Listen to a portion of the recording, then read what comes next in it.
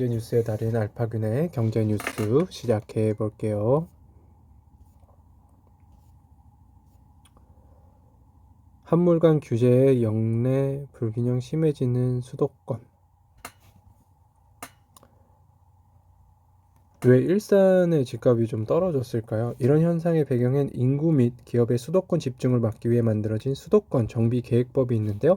서울과 인천, 경기 지역을 과밀 억제권, 성장 관리권, 자연 보전권 등으로 나눠 기업 및 사업 활동에 제한을 가하는 법입니다. 서울을 중심으로 한 과밀 억제권에 법인을 설립하면 등록 면허세가 표준 세율 대비 3배 중과되며 법인의 부동산 취득세도 크게 오른다. 소액 임차인의 우선 변제권도 해당 권역에 따라 나눈 가운데 시흥은 수원, 성남, 고양 등과 함께 과밀 억제권으로 묶였으며 화성은 용인, 파주, 평택 등과 함께 성장 관리권으로 지정됐다고 합니다. 불순물 모두 뺀 순수 오메가3, 3 추출했네요. JB케어랩은요, 초창기 한의원의 원료 형태로 오메가3를 납품하기 시작했다. 이후 수요가 꾸준히 늘어나는 등 소비자 반응이 좋아 오메가3 전문 브랜드 셀메드를 론칭했다. 셀메드 매출은 2019년 59억 원에 이어 2020년 114억 원으로 불어났다. 올해는 300억 원이 살짝 넘을 것이라는 게 회사 설명이라고 합니다. 약국에서 파나보죠. 재산 282조 최대 부호 월턴가 포트폴리오에 이 종목이 있다고 합니다. 월턴가의 투자 포트폴리오는 오랜 기간 베일에 쌓여 있는데요. 이들이 패밀리오피스 월턴 투자팀을 통해 주식을 보유하고 있기 때문입니다. 패밀리오피스는 고액자산가를 대상으로 하는 사적인 투자 자문사고요. 미국 증권거래위원회 SEC는 미국 주식 1억 달러어치 이상 관리하는 투자자는 자산 내역을 공개하도록 하고 있지만 패밀리오피스는 예외로 두고 있다고 합니다. 난 섬기러 온 사람이요. 가장 낮은 곳에 있어야죠. 김하종 신부 성남 중원구에서 일하나 봐요. 섬기시나 봐요. 국내 아파트 쓸어담는 중국인 3년 5개월간 3조 원어치 샀다고 합니다. 네, 중국인이 우리나라 부동산 많이 살고 있고요.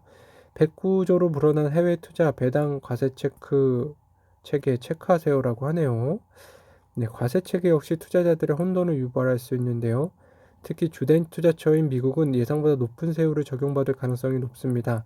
예를 들어 미국은 유한 책임 조합의 배당 소득은 통상 배당 세율인 15%가 아닌 37%의 고율로 과세하며 파생상품 성격의 상장지수 상품 ETP는 배당 소득이 아닌 일반 소득으로 분류돼 30% 과세가 되기도 합니다. 예타원 관계자는 해외 투자 1000억 달러 시대를 맞아 투자자도 리스크를 준비하는 것이 필요하다며 해외 투자의 특성을 인식하고 증권가사를 통해 건립 정보 변동 여부를 수시로 확인할 필요가 있다고 말했네요. 중국 지방정부 부채 지난해 GDP의 53% 수준이라고 하네요. 네, 부채가 정말 많다고 하죠. 팩트체크 김만배 누나는 윤석열 부친집을 어떻게 샀나? 라고 김명홍 씨가 우선 주변 시세보다 싸게 주택을 매입했다는 점은 사실입니다.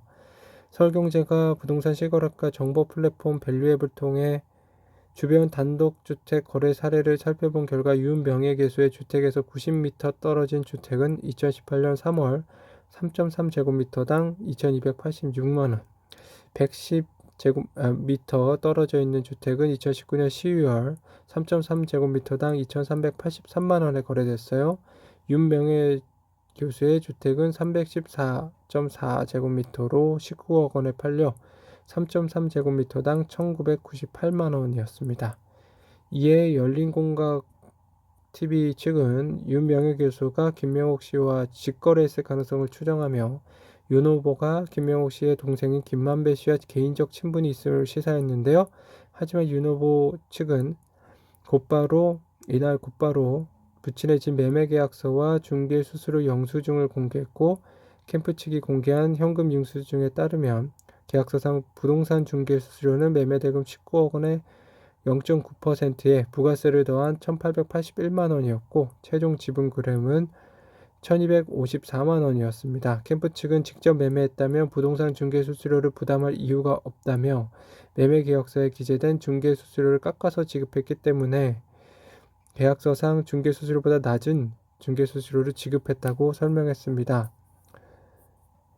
캠프 측은 당시 통장 거래 내역을 공개하며 다운 계약 의혹을 부정했는데요. 캠프 측은 통장상 19억 원이 입금된 것이 명확히 드러나 있다며 윤명혜 교수는 45년간 장기 거주의 양도소득세 부담이 높지 않아 다운 계약서를 쓸 이유도 전혀 없다고 설명했고요.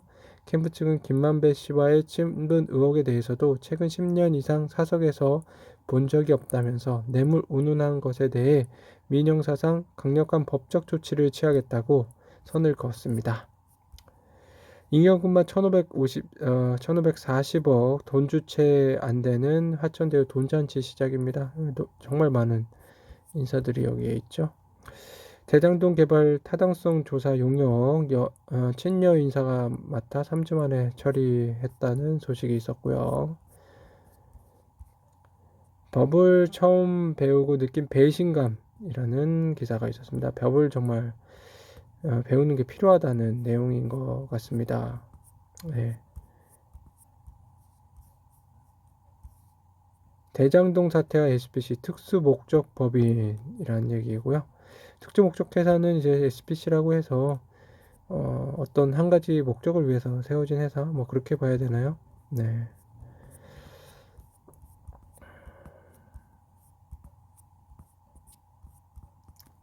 공급망 붕괴가 인플레 부추기, 미국 국제금리 가파르게 치솟는다는 소식이 또 있었어요. 예, 요새 좀 스태그플레이션 그런 내용도 나오는 것 같습니다. 네, 알파gün의 경제뉴스 오늘 여기까지 전해드릴게요. 감사합니다.